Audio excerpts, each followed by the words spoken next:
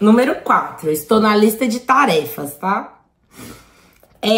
A partir desta lista, escreva 2 coisas favoritas que você evita fazer há tempos e que poderiam ser os objetivos desta semana. Esses objetivos podem ser pequenos: comprar um rolo de filme para sua câmera analógica e fotografar. Lembre-se de que estamos tentando recuperar a autonomia com seu próprio tempo. Procure intervalos só para você e use-os em pequenos atos criativos. Vá à loja de discos no horário de almoço, mesmo que seja apenas por 15 minutos. Pare de procurar por grandes intervalos de tempo livre. Em vez disso, busque períodos curtos. 5. Dê um pulo de volta na semana 1 e leia suas afirmações. Repare quais delas causam reação mais forte em você. Muitas vezes, a que parece a mais ridícula acaba sendo a mais significativa. Escreva 3 afirmações da sua preferência 5 vezes por dia nas suas páginas matinais. Faça questão de incluir as afirmações que você mesmo criou a partir de suas objeções. 6. Retorne à lista de vidas imaginárias da semana passada. Adicione mais 5 vidas. Mais uma vez, reflita se seria possível viver pequenas partes dessas vidas nesta que você vive agora. Se listou a vida de uma dançarina, você se permite sair para dançar? Se listou um monge, já experimentou fazer um retiro espiritual? Se pensou em ser mergulhador, que tal visitar um aquário público ou fazer um passeio até o lago?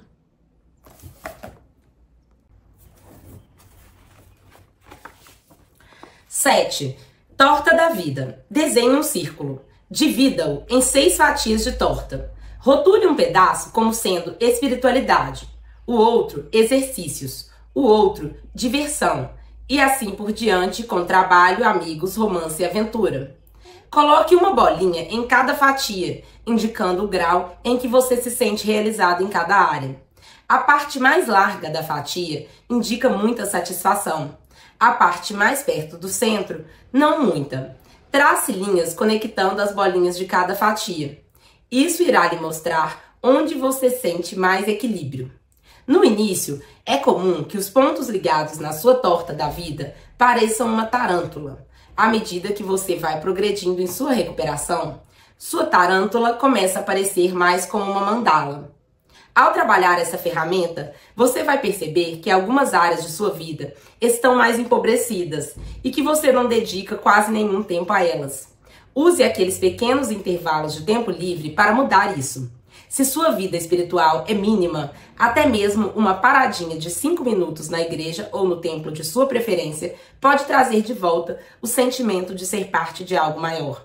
Muitas pessoas acham que 5 minutos ouvindo música de tambores pode colocá-las em contato com sua essência espiritual.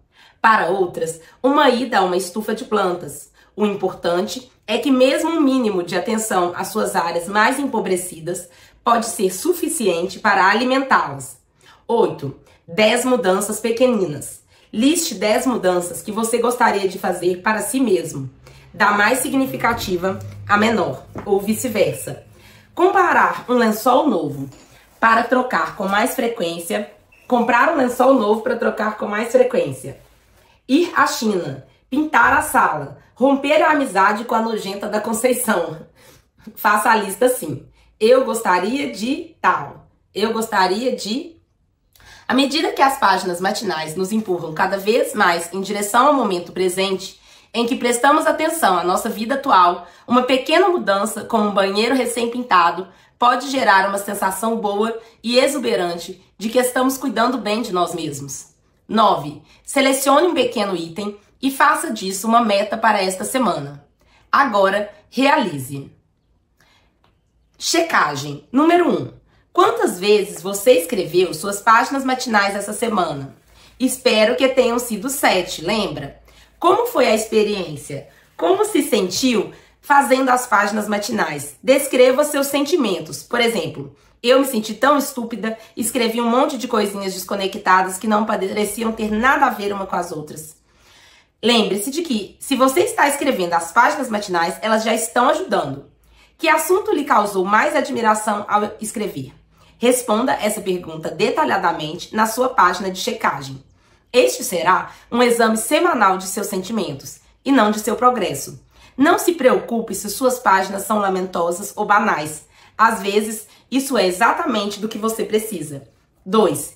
Teve o seu encontro com o artista essa semana? Lembre-se de que os encontros com o artista são uma frivolidade necessária. O que você fez? Como se sentiu? 3. Essa semana, houve mais algum acontecimento significativo para a sua recuperação? Descreva-os.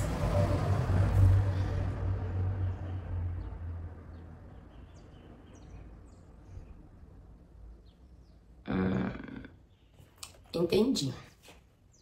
Gente, vamos fazer essa torta da vida.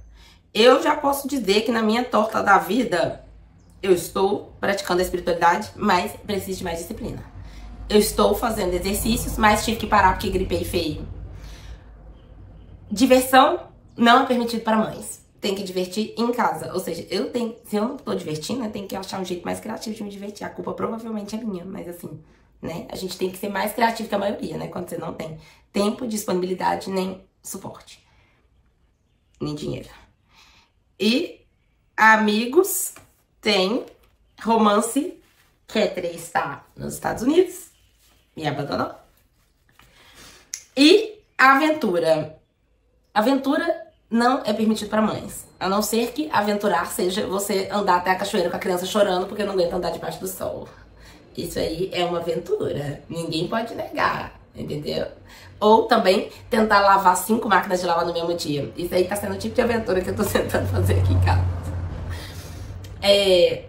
A questão é, o que essa torta da vida fala, né? Equilibre a sua vida, né? Corpo sã, mente sã, né? Então, aí você já vê, né? Trabalho, por exemplo, a fatia do trabalho. Estou desempregada já há 2, quase 3 anos. Então, você vê que estou fazendo alguns trabalhos freelance, mas isso não dá segurança pro coração da gente, né? Então, você já vê onde que eu tô bloqueada. E você? Onde você tá bloqueado? Pensa aí, você tá bloqueado porque você não cultiva nenhum tipo de espiritualidade? Você tá bloqueado porque você não faz exercícios físicos, que é muito importante pra sua saúde? Você não se diverte, como eu? Você tá desempregado? Ou você não tem trabalho? O seu trabalho tá tomando toda a sua vida?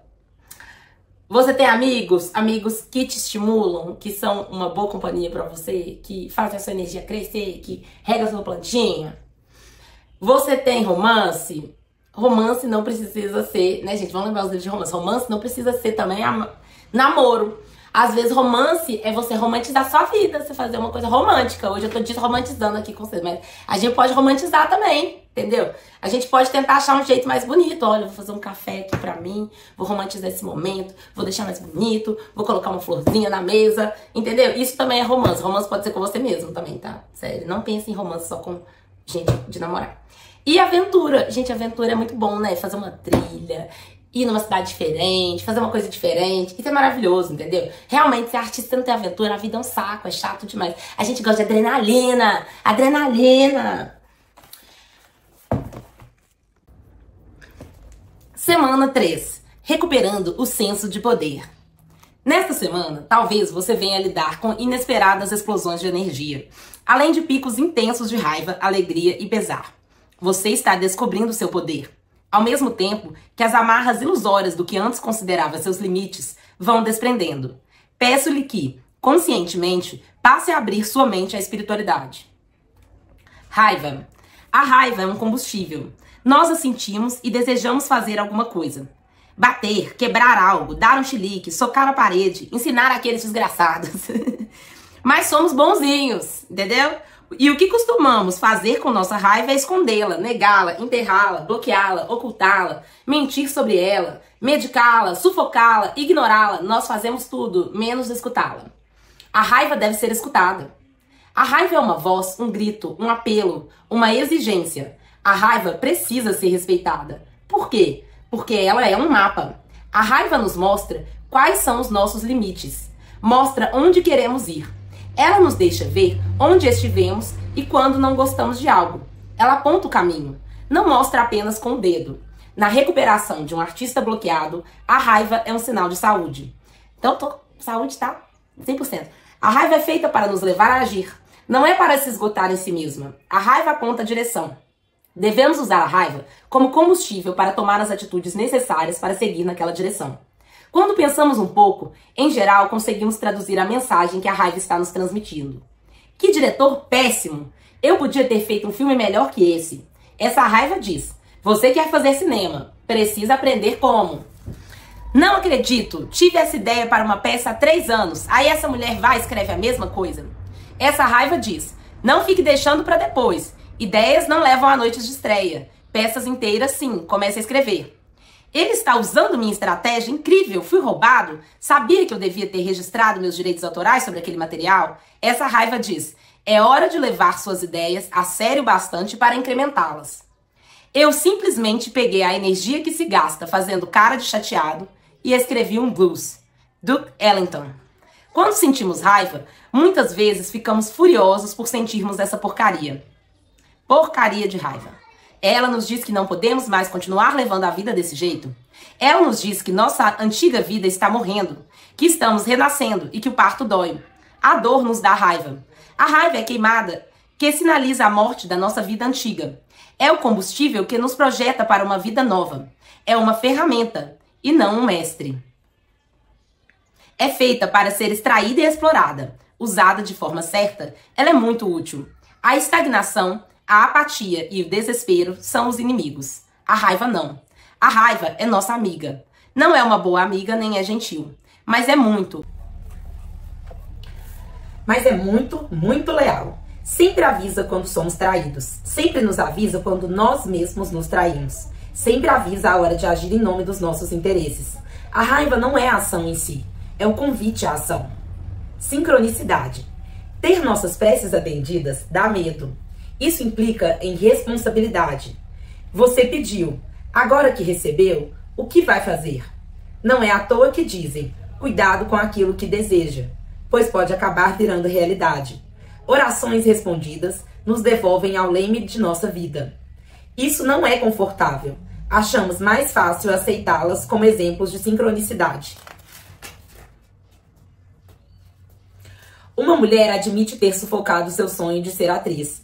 Num jantar na noite seguinte, ela se senta ao lado de um homem que é professor de teatro para iniciantes. Um escritor reconhece seu desejo de estudar cinema. Após um único telefonema em busca de informações, ele consegue entrar em contato com um professor que conhece e admira seu trabalho e que lhe promete a última vaga disponível em seu curso. Uma mulher está pensando em voltar a estudar e, ao olhar sua correspondência, vê uma carta solicitando inscrições exatamente na instituição que ela gostaria de frequentar. Uma mulher está querendo descobrir onde pode alugar um filme raro que ela nunca viu. Ela encontra o vídeo numa livraria de seu bairro 2 dias depois. Um homem de negócios que vinha escrevendo secretamente há anos promete a si mesmo que irá pedir a avaliação de um escritor profissional para ver se tem algum talento. Na noite seguinte, jogando sinuca, ele encontra um escritor que se torna seu mentor e depois seu colaborador em vários livros de sucesso. Quando um homem dá um passo na direção de Deus, Deus dá mais passos em direção àquele homem do que o número de grãos de areia nos mundos do tempo. O trabalho da carruagem, Cabala. O universo irá recompensá-lo por assumir riscos em seu nome, Shakti Gawain. Pela minha experiência, temos muito mais medo de que Deus exista do que de que ele não exista. Incidentes como os descritos acima acontecem conosco e mesmo assim nós os minimizamos como sendo pura coincidência. As pessoas falam de como seria terrível se Deus não existisse. Acho que isso é balela. A maioria fica bem mais confortável com a ideia de não estar sendo observada de perto. Se Deus, não digo necessariamente o Deus cristão, e sim uma força onipotente e onisciente, não existe, então não temos que prestar satisfações, não é? Não há retribuição divina, nem consolo divino. E, se a experiência toda for uma droga... Paciência, o que você esperava? Essa questão das expectativas me interessa. Se não há Deus, ou se Deus não se interessa por nossos pequenos dramas, então tudo pode continuar sendo empurrado com a barriga e podemos nos sentir justificados ao declarar que certos desejos são impossíveis de realizar e outras coisas são injustas. Se Deus, ou a falta de Deus, é responsável pelo estado das coisas no mundo, então fica mais fácil para nós sermos cínicos e nos resignarmos à apatia. Afinal, de que adianta? Por que tentar mudar as coisas? Adianta muito. Se há uma força criativa que realmente nos escuta e age para o nosso bem, então somos capazes de fazer muitas coisas. Ou seja, não há justificativa para a inércia. Deus sabe que o céu é o limite. Qualquer pessoa honesta dirá que a possibilidade assusta muito mais do que a impossibilidade, que a liberdade aterroriza mais que qualquer prisão. Se temos de fato que lidar com uma força além de nós mesmos que se envolve em nossa vida, então talvez tenhamos mesmo que agir para realizar aqueles sonhos antes considerados impossíveis. Dizem que a descoberta é um acaso, encontrando uma mente preparada. Albert St. George. Aí, gente, olha esse cabelo. Vocês não vão acreditar como que meu cabelo ficou assim maravilhoso. Como que eu arrumei esse achei aqui, ó, que eu tava parecendo morta no último vídeo. Agora renasci das cinzas. Como? Graças a Cigana Esmeralda, graças a um banho de flores. Olha aqui, isso aqui são flores. Isso aqui, ó, flores. Gente, sério, ó, tô anotando tudo. Olha quantos cadernos tem aqui, ó. Ó, 1,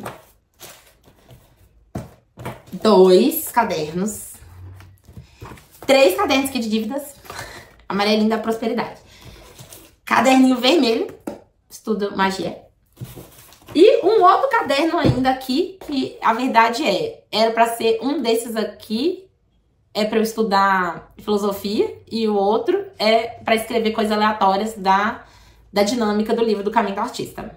Olha isso, que sucesso, gente, que sucesso. Eu sei que vocês vão ver que do vídeo passado pra esse vídeo, eu mudei de energia. E o que eu fiz? Uma caçambada de coisa. Fui na ayahuasca, rezei uma noite inteira, mantrei muito, meditei muito. Gente, eu tô sentindo maravilhosa. Olha aqui, eu tava capenga, eu tava magiada. Agora eu ainda peguei outras magias que o povo me jogou outras coisas. Mas foi pouco, foi administrável, entendeu? Valeu a pena. O que eu tava antes tava uma energia muito mais capenga, agora eu tô melhor. Eu só não voltei pra academia ainda, mas tô produzindo aqui agora, igual eu vou produzir esse vídeo. Gente, tomem banho de ervas, de flores, banho de rosas, mulheres, pra autoestima, pra levantar, gente. Olha, a postura da gente muda, o cheiro da gente muda. A gente olha pra gente, a gente fala, nossa, eu tô legal, não tem nada, tava nada errado, tava tudo bem, entendeu? Maravilhoso. Eu acho que esse livro é sobre mudar o que você tá fazendo. Muda o CD, vira do lado A pro lado B. Então, um banho de ervas, gente, ele muda a gente de energia. Ai, maravilhoso demais. É muito cigana, muito chique, entendeu? Então eu me sinto uma mulher encantada desde que eu fiz esse banho de flores. E eu andei escrevendo muitas ideias de coisas que eu poderia fazer, produtos que eu poderia desenvolver pra vender na internet. Eu realmente, entre o ritual de ayahuasca, o ritual que eu fiz pra cigana de prosperidade, que se eu puder, depois vou até tentar pôr um trechinho aí pra vocês verem como que ficou bonito. Essa reza que eu fiz pro Ganesh no ritual, que foi muito grande. E o banho de flores que eu fiz, eu me sinto maravilhosa. E eu acho que toda a minha jornada espiritual é sobre fazer coisas diferentes do que eu fazia antes. Que o caminho do artista é estar inspirado. E para estar inspirado, a gente tem que estar saudável. E pra gente estar saudável, a gente tem que levantar a nossa bunda da cadeira e lutar pela nossa vida. Como se a única pessoa que soubesse que você precisa levantar a bunda da cadeira e lutar pela sua vida é você mesmo. Só você. Então, eu acho interessante quando ela fica falando assim, tenta fazer exercício físico. Eu fiz até a minha torta pra mostrar pra vocês. Eu também tô bem desequilibrada na minha pizza. Uma pizza, torta, pizza. Eu também tô meio desequilibrada, que eu sinto que eu tenho trabalhado pouco pra ganhar dinheiro.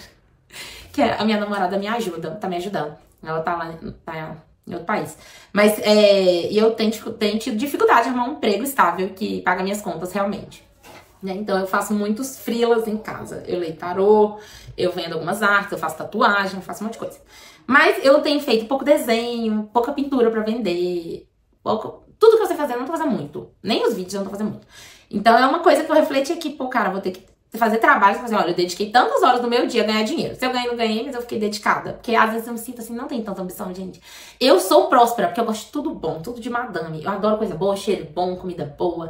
ervas, pão caseiro, vinho tinto seco. Ai, eu sou tão madama nos meus costumes, nos meus gostos. Outro dia eu perguntei ao ChatGPT assim, me fala receitas baratas. Eu não gostei de nenhuma, porque eu não sei se eu gosto de azeite. Eu gosto de azeite de oliva, de óleo de coco, gorduras nobres, carboidratos leves. Ai, eu gosto de fazer uma comida bem mediterrânea. Eu gosto, não sei se é barato o objetivo, o negócio. E aí eu fiquei pensando, às vezes uma pessoa que é muito próspera, tem muita grana, né? Ela faz sacrifícios muito grandes também, né?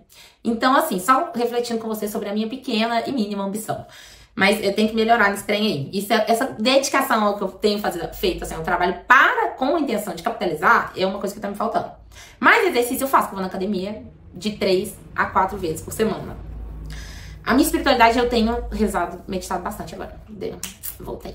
Tô amando. Ai, gente, é bom demais. Quando a gente tá gostando. Porque tem uma sala de meditar que é só shadow work. Mas tem horas que vale a pena. Então, assim, nossa, foi bom demais.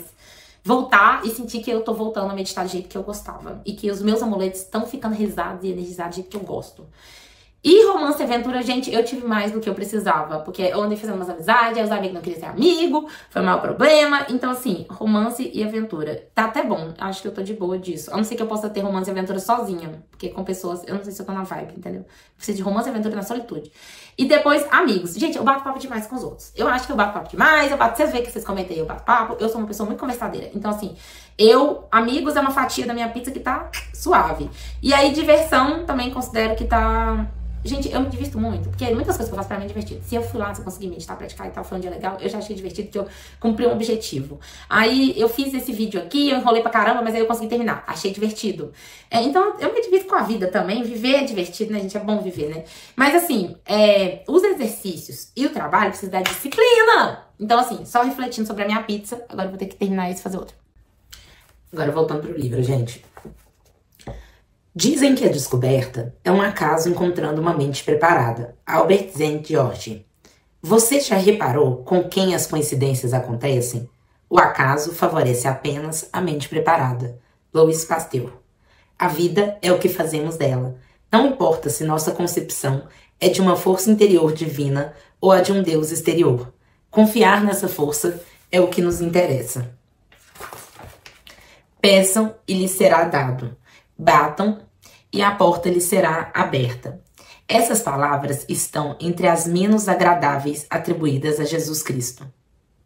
Elas sugerem a possibilidade do método científico, pedir, entre parênteses, experimentar, e ver o que acontece, registrar os resultados. Não é à toa que muita gente é incapaz de reconhecer quando suas preces são atendidas.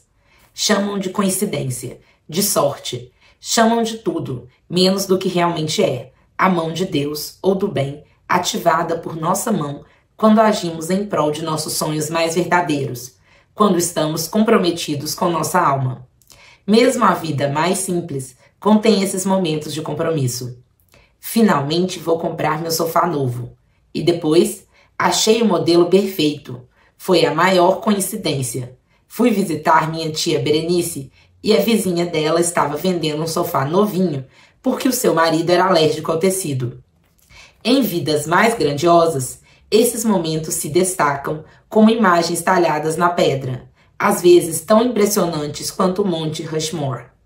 Lewis e Clark decidem explorar o oeste americano. Isaac Dinesen parte para a África. Todos nós temos nossas Áfricas, aquelas noções românticas e misteriosas que clamam ao nosso mais profundo ser. Quando atendemos a esse chamado, quando nos comprometemos com ele, acionamos o princípio que Carl Jung chamou de sincronicidade, que pode ser definido livremente como ocorrências fortuitas de eventos interconectados. Nos anos 1960, nós chamávamos isso de coincidências felizes. Seja como for, assim que você iniciar sua recuperação criativa, é possível que se surpreenda ao esbarrar com esses acasos fortuitos por toda parte. Não se assuste se você se pegar tentando desmerecer essas coincidências. Pode ser um conceito bastante ameaçador. Embora a tese de sincronicidade de Jung tenha sido uma pedra fundamental de seu pensamento, muitos junguianos preferem acreditar que se trata de um tema secundário em sua obra. Eles descartam esse ponto, assim como consideram o interesse de Jung pelo I Ching como uma excentricidade, nada a ser levado muito a sério. Talvez Jung não concordasse. Seguir sua intuição o levou a vivenciar e descrever um fenômeno que alguns preferem ignorar: a possibilidade de um universo inteligente que nos responde, agindo e reagindo de acordo com nossos interesses. O acaso é sempre poderoso. Sempre atire a sua isca no lago onde você menos espera, haverá um peixe. Ovídio. Deseje, peça, acredite, receba.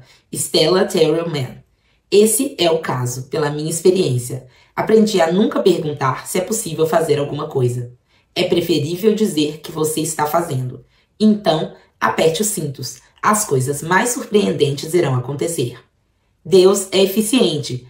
A atriz Julianne McCarthy costumava me lembrar.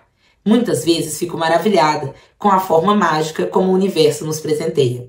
Há cerca de 6 anos, uma peça minha foi escolhida para ser lida no palco no Denver Center for the Performing Arts. Eu a escrevera pensando na minha amiga Juliana para o papel principal. Sempre achei que ela seria a escolha ideal, mas quando cheguei a Denver, o elenco já havia sido escalado. Assim que conheci a atriz principal, tive a estranha sensação de que aquela pessoa era como uma bomba relógio.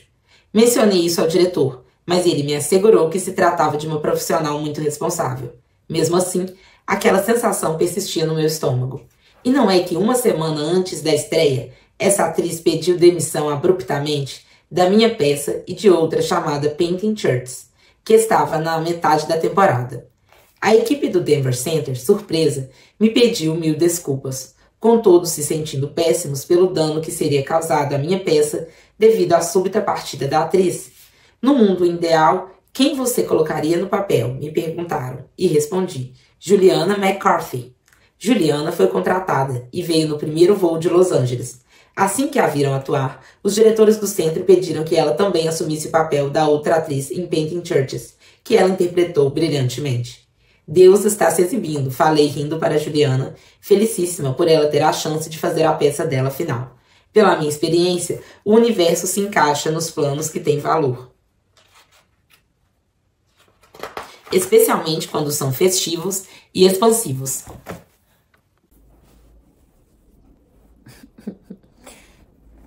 Olha o look de inverno do cabaré. Olha que gracinha. Olha só. Ele tem quase 7 cores, gente. Dá licença que esse gato é fofo. Mágico. Então vamos lá. Vergonha. Alguns de vocês estão pensando: se agir fosse tão fácil assim, eu não estaria lendo este livro. Aqueles que se sentem paralisados pelo medo antes de agir estão geralmente sendo sabotados por um velho inimigo, a vergonha. A vergonha é um dispositivo de controle. Fazer alguém se envergonhar é uma tentativa de impedir que a pessoa se comporte de uma forma que nos constrange. Realizar uma obra de arte pode dar a sensação de que você está revelando um segredo de família. Contar segredos, pela própria natureza, envolve vergonha e medo. Fica no ar a pergunta: o que vão pensar de mim quando souberem disso? É uma pergunta assustadora, principalmente se já nos fizeram sentir vergonha por nossas curiosidades e explorações sociais, sexuais e espirituais. Começos genuínos se iniciam dentro de nós, mesmo quando são trazidos à nossa atenção pelas oportunidades externas. William Bridges. Como você teve a coragem? Adultos furiosos muitas vezes dão bronca em uma criança inocente que sem querer descobriu um segredo de família. Como ousa abrir o estojo de joias da sua mãe? Como ousa abrir a gaveta do seu pai? Como ousa abrir a porta do nosso quarto? Como ousa descer ao porão, subir ao sótão ou entrar em qualquer outro lugar escuro onde escondemos as coisas que não queremos que você saiba? O ato de fazer arte expõe uma sociedade a si mesma. A arte ilumina, traz claridade à nossa escuridão constante. Lança um facho de luz no coração de nossa escuridão e diz: está vendo? Quando as pessoas não querem ver algo, elas sentem raiva de quem as mostra. A fúria é direcionada ao mensageiro. Imagine uma criança criada num lar de alcoólatras que começa a ter problemas acadêmicos ou sexuais. A família é rotulada de problemática. Fazem a criança sentir vergonha por trazer humilhação para aquele lar. Mas foi a criança que provocou tal humilhação? Não. A criança trouxe à luz coisas vergonhosas. A vergonha da família era anterior e foi o que causou os distúrbios na criança. O que os vizinhos irão pensar é um artifício perigoso que perpetua a conspiração doentia. O custo de uma coisa é a quantidade do que chamam a vida gasta em troca daquilo, imediatamente ou ao longo prazo. Henry David Thoreau. Interessante, olha, o custo de uma coisa é a quantidade do que chamam a vida gasta em troca daquilo, imediatamente ou a longo prazo. Parece com a colocação do Mujica, né? Alguém conhece? Que ele fala assim que quando você compra, acho que ele fala que quando você compra uma TV, o preço que você paga não é o daquela TV, mas é o daquele tempo que você teve que trabalhar para conquistar aquilo. Aquele tempo de vida que você perde, né? Na busca por um objeto. A arte abre os armários, areja os porões e os sótãos, traz alívio e cura. Mas, antes que uma ferida possa cicatrizar, ela precisa ser vista. E o ato de expor a ferida, ao ar e à luz, o ato do artista, com frequência provoca uma reação de pessoas que pretendem envergonhá-lo. Críticas ruins são uma das principais fontes de vergonha para muitos artistas. A verdade é que muitas críticas realmente têm a intenção de envergonhar o artista. Que vergonha! Como você ousou criar essa péssima obra de arte? Para o artista que foi envergonhado na infância por causa de alguma forma de carência, por causa de algum tipo de exploração ou de expectativa, o sentimento pode surgir antes mesmo de receber o empurrão de uma crítica humilhante. Se uma criança já ouviu algo que a fez se sentir tola por acreditar no próprio talento, o ato de realizar uma obra de arte do início ao fim pode ser repleto desse sentimento de vergonha interior. Muitos artistas principiam uma obra, avançam com facilidade e, quando estão perto do final, começam misteriosamente a acreditar que o trabalho não tem qualquer mérito, que não vale a pena o esforço. Para os terapeutas, esse desinteresse repentino não tem mesmo importância, é um dispositivo comum para as pessoas suportarem o sofrimento e protegerem suas vulnerabilidades. Adultos criados em lares disfuncionais aprendem a usar esse recurso muito bem, chamam isso de desapego, mas, na verdade, é uma forma de dormência e perda de sensações. Ele esqueceu o aniversário. Não tem importância, não é nada demais. Uma vida inteira com este tipo de experiência, na qual a necessidade de reconhecimento é continuamente desonrada, ensina a criança que mostrar qualquer coisa que chame atenção para si é um ato perigoso. Arrastar o osso invisível até chegar em casa. É como uma artista em recuperação caracterizou sua busca vã por uma conquista significativa o bastante para obter a aprovação da família. Não importava a importância, o sucesso do que eu fazia. Eles nunca pareciam notar. Sempre achavam algo errado. Se meu boletim vinha com nota 10 em todas as matérias e apenas um 9, era essa nota que chamava mais atenção. É natural que uma criança artista tente chamar a atenção dos pais através de suas proezas, positivas ou negativas. Ao se deparar com indiferença ou fúria, esses jovens logo aprendem que nenhum osso será recebido com aprovação. Muitas vezes, os outros nos fazem sentir vergonha por sermos criativos. A partir dessa humilhação, aprendemos que é errado criar. Com essa lição, nos esquecemos de tudo instantaneamente. Enterrada sob a expressão não tem importância, a vergonha persiste, esperando para se agarrar aos nossos futuros esforços. O mero ato de tentar fazer arte já nos envergonha. Nós descobriremos a natureza de nossa genialidade específica quando pararmos de tentar nos enquadrar nos modelos estabelecidos e aprendermos a ser nós mesmos e permitirmos que nosso canal natural se abra. Shakti Gawain. É por isso que muitos grandes filmes de estudantes nunca são enviados a festivais onde poderiam ser vistos. É por isso que bons romances são destruídos ou viverão para sempre dentro de gavetas. É por isso que peças não são enviadas para diretores e atores talentosos que não se arriscam a fazer testes. É por isso que artistas podem sentir vergonha de admitir seus sonhos. A vergonha é revivida em nós, adultos, porque nosso artista interior sempre é a criança criativa. Por isso, trabalhar numa obra de arte pode nos causar vergonha. Não fazemos arte tendo como primeira coisa em mente as possíveis críticas que receberemos. Mas comentários do tipo, como você pôde? Podem fazer o artista se sentir como uma criança envergonhada. Um amigo bem intencionado que faz uma crítica construtiva a um escritor iniciante pode acabar com sua futura carreira. Deixe-me ser clara, nem toda crítica é humilhante. De fato, mesmo a crítica mais severa, quando é justa, tem a possibilidade de ser recebida pelo artista como um ahá interior, mostrando ele um caminho novo e válido para seu trabalho. A crítica que destrói é aquela que debocha, minimiza, ridiculariza ou condena. Costuma ser cruel, mais vaga e difícil de refutar. É o tipo que causa danos. Envergonhado, um artista pode ficar bloqueado ou parar de enviar seu trabalho para o mundo. Um amigo, professor ou crítico perfeccionista, como um pai que assinala cada vírgula que falta. Talvez diminua o ardor de um jovem que ainda está aprendendo a se soltar. Por causa disso, enquanto artistas, precisamos aprender a nos proteger melhor. Isso significa não aceitar críticas? Não. Significa aprender onde e quando procurar críticas construtivas. Como artistas, precisamos aprender quando a crítica é apropriada e de quem recebê-la. Não apenas a fonte, mas o momento escolhido também é muito importante. Um primeiro rascunho raramente deve ser mostrado, a não ser para o olhar mais delicado e sensato possível. Em geral, é necessário ouvir essa crítica de outro artista, capaz de enxergar o trabalho embrionário que está tentando nascer. O olhar inexperiente ou excessivamente severo, em vez de contribuir para o desenvolvimento daquele embrião, irá matá-lo. Como artistas, não temos controle sobre todas as críticas que iremos receber. Não conseguiremos transformar os críticos em profissionais mais saudáveis, mais amorosos ou mais construtivos do que são. Mas podemos aprender a consolar nossa criança artista ao receber críticas injustas. Podemos aprender a encontrar amigos com quem desabafar em segurança. Podemos aprender a não negar e a não esconder nossos sentimentos quando eles forem artisticamente destroçados. Porque você é como nenhum outro ser jamais criado desde o início dos tempos. Você é incomparável. Brenda Welland. Eu fiz o meu mundo, e é um mundo muito melhor do que os que eu jamais vi lá fora. Louise Nevelson. A arte requer uma incubadora segura para nascer e se desenvolver. O ideal é que os artistas encontrem esse apoio primeiro na família, depois na escola e por fim numa comunidade de amigos e fãs.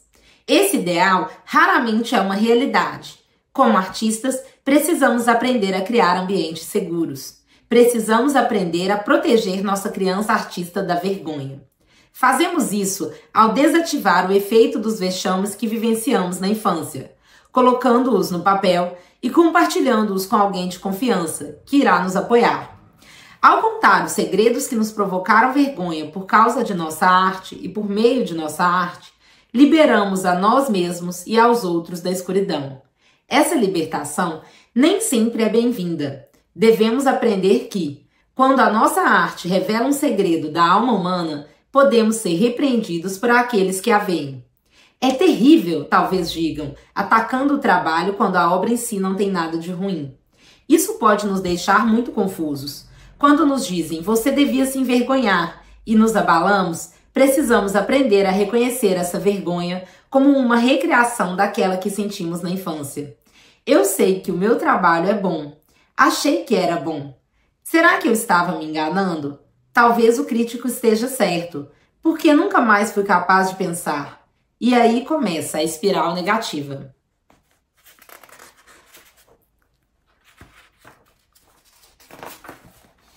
Nesses momentos, precisamos ser muito firmes e não nos deixar balançar pela primeira dúvida.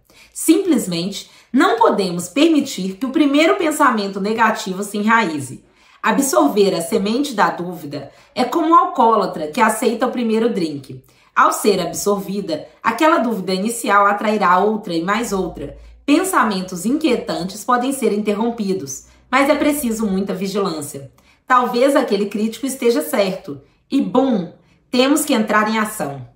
Você é um bom artista, é corajoso, está indo muito bem, foi ótimo ter feito aquele trabalho. Quando a comédia romântica God's Will, A Vontade de Deus, de 1989, que eu dirigi, estreou no cinema em Washington, D.C., achei que seria uma espécie de volta às origens. Meu primeiro emprego de jornalista foi no Washington Post. Achei que seria recebida como a garota da cidade que retorna depois de fazer sucesso. Mas, pelas críticas publicadas antes da estreia, não foi isso que aconteceu. O que não mata me fortalece. Albert Camus. O Post mandou uma jovem repórter que assistiu a um filme inteiro sobre o mundo do teatro e depois escreveu que ele tratava dos bastidores do cinema. Acrescentou que a maior parte dos meus diálogos tinha sido roubada de Casablanca. Não entendi que filme ela viu. Não fui eu que fiz. O meu filme tinha umas 40 piadas sobre teatro e uma frase engraçada com uma referência a Casablanca. Esses eram os fatos, mas nada disso me ajudou. Eu me senti humilhada, quase quis morrer de tanta vergonha. Como os antídotos para a vergonha são o amor próprio e o autoelogio, eu fiz o seguinte: fui caminhar no Rock Creek Park, rezei, fiz uma lista de elogios e de críticas positivas anteriores. Não disse a mim mesma, não tem importância, mas disse ao meu eu artista, você vai superar. Então, apareci na estreia. Teve muito mais sucesso de público do que de crítica. 3 meses depois, meu filme foi selecionado para um importante festival de cinema europeu. Eles me ofereceram passagem e estadia. Para exibir meu filme, hesitei. A vergonha causada pelo Washington Post tinha realizado seu trabalho lento e venenoso. Fiquei com medo de ir, mas minha experiência falou mais alto. Meus anos de recuperação artística me ensinaram a simplesmente comparecer. Fui ao evento e meu filme foi comprado por distribuidores europeus por um ótimo preço. Ganhei uma manchete na revista Variety. Preciso contar qual foi a manchete porque a ironia não me passou desapercebida. God's Will faz sucesso em Munique. É a vontade de Deus que sejamos criativos. Lidar com críticas. É muito importante ser capaz de distinguir as críticas úteis e construtivas das maldosas. Muitas vezes precisamos fazer essa distinção apenas para nós mesmos, sem ter a chance de uma demonstração pública. E, como artistas, somos muito mais do que se pensa, capazes de perceber quando as críticas podem nos ajudar. Uma crítica específica e certeira muitas vezes dá ao artista um senso de alívio interior. Então era isso que estava errado. A crítica útil, no final das contas, nos fornece a peça que faltava ao quebra-cabeça da nossa obra. As palavras que iluminam a alma são mais preciosas do que joias. Hazrat Inayat Khan. Artistas que buscam a perfeição em tudo são aqueles que não conseguem alcançá-la em nada. Eugene Delacroix. Essa aqui ela destruiu tudo. Artistas que buscam a perfeição em tudo são aqueles que não conseguem alcançá-la em nada. Eita! A gente tem que fazer tão bonito que não faz nada. Por outro lado, a crítica inútil nos deixa com a sensação de que fomos massacrados. Em geral, vem com um tom virulento e humilhante. Seu conteúdo é ambíguo. As condenações são pessoais, imprecisas e cheias de generalizações. Não há nada a ser aprendido a partir de críticas irresponsáveis. Você está lidando com uma criança interior. O abuso contra a criança artista gera rebelião e bloqueio. A única coisa que se pode fazer quanto à crítica abusiva é curar a mágoa. Há algumas regras úteis para lidar com qualquer tipo de crítica. Número 1. Receba a crítica por inteiro, de uma vez. 2. Anote para si mesmo os conceitos e frases que mais o incomodaram. 3. Anote para si mesmo os conceitos e frases que considera mais úteis. 4. Faça ou pense em algo reconfortante, como ler uma crítica mais antiga de que tenha gostado muito ou relembrar o elogio de alguém importante para você. 5. Lembre-se de que, mesmo se tiver realizado uma obra péssima, ela pode ser um degrau necessário para galgar até seu próximo trabalho. A arte amadurece em espasmos irregulares e requer algumas fases de patinho feio em seu crescimento. 6. Examine aquela crítica novamente. Ela faz lembrar alguma coisa que recebeu no passado, especialmente com o intuito de envergonhá-lo na infância? Admita para si mesmo que a crítica atual está reativando a sua tristeza por uma ferida muito antiga. 7. Escreva uma carta para aquele crítico, não para enviá-la na maioria das vezes. Defenda seu trabalho e reconheça os pontos em que a crítica o ajudou, e se isso for verdadeiro. 8. Volte ao trabalho. Comprometa-se imediatamente a fazer alguma coisa criativa. 9. Faça a sua arte. A arte é a única cura para as críticas. Trabalho de detetive, um exercício. Muitas pessoas bloqueadas são, na verdade, personalidades muito poderosas e criativas que foram levadas a sentir culpa pelos seus próprios dons. Sem ter seu valor reconhecido, elas muitas vezes são usadas como pilhas por seus familiares e amigos, que se sentem livres tanto para sugar sua energia criativa quanto para depreciá-las. Se esses artistas bloqueados lutam para se libertar desses sistemas disfuncionais, muitas vezes lhe pedem que sejam sensatos, quando esse tipo de conselho não é apropriado. Ao sentir culpa por seus talentos, esses artistas muitas vezes escondem a própria luz, com medo de magoar alguém. Mas, em vez disso, ferem a si mesmos. Assuma o controle de sua vida. E o que acontece? Uma coisa terrível. Você não terá mais ninguém para culpar. Gente, vou só fazer uma conclusão aqui. Achei muito legal essa colocação sobre assumir o total controle da sua vida até você não poder culpar ninguém. Até você entender que até quem te faz mal é uma responsabilidade sua de deixar entrar na sua vida. É muito interessante a autorresponsabilidade, porque ela é tão óbvia que às vezes as pessoas precisam de agentes fora do comum para se responsabilizar, sabe? Por exemplo, eu senti mais autorresponsável depois de ir frequentar rituais de ayahuasca. Por quê? Existe uma responsabilidade que é nossa até de nos proteger fisicamente de algumas situações. É uma questão sua se você sai de casa, o jeito que você sai de casa, se você vai a pé, se você vai de bicicleta, se você vai de carro, se você fica estressado no trânsito, você fica calmo. A vida é sua.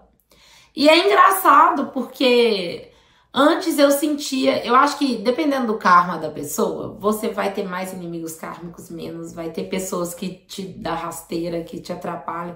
Mas eu acho que tem a questão política, né? Tem as questões sociais, tem os contextos familiares, são muitas coisas que nos fazem mal. Mas existe um ângulo onde ainda é sua responsabilidade. E é isso. Quando a gente conseguir ter esse nível de consciência, de entender o dia que a gente está construindo, aí sim nós seremos responsáveis. Estaremos escolhendo de verdade, né? Porque se a gente toma uma decisão e deixa o outro, o clima, as circunstâncias, a família, não sei o que, vir na nossa frente, já tem a saúde, né, que pode acontecer. Aí acabou, né? Então vamos ser responsáveis pela nossa vida. É isso mesmo, vamos ser responsáveis pela nossa arte. Aí, gente, por favor, não deixem de comentar. Agradeço a todos que comentaram até então, que comentaram o vídeo passado. Até o primeiro vídeo ainda recebe comentários. Por favor, façam os seus comentários, curtam o vídeo, sigam o canal, interajam comigo, comentem aqui, deixem as pessoas saberem que vocês estão acompanhando. É muito importante essa interação e é isso que me motiva. Às vezes eu sento e falo, não, vou gravar um vídeo, porque eu recebi 3 comentários, essas 3 pessoas estão estudando comigo, então é por vocês mesmo, é por esse relacionamento que eu faço. Então não se esqueçam de deixar o apoio de vocês aí em forma de interação.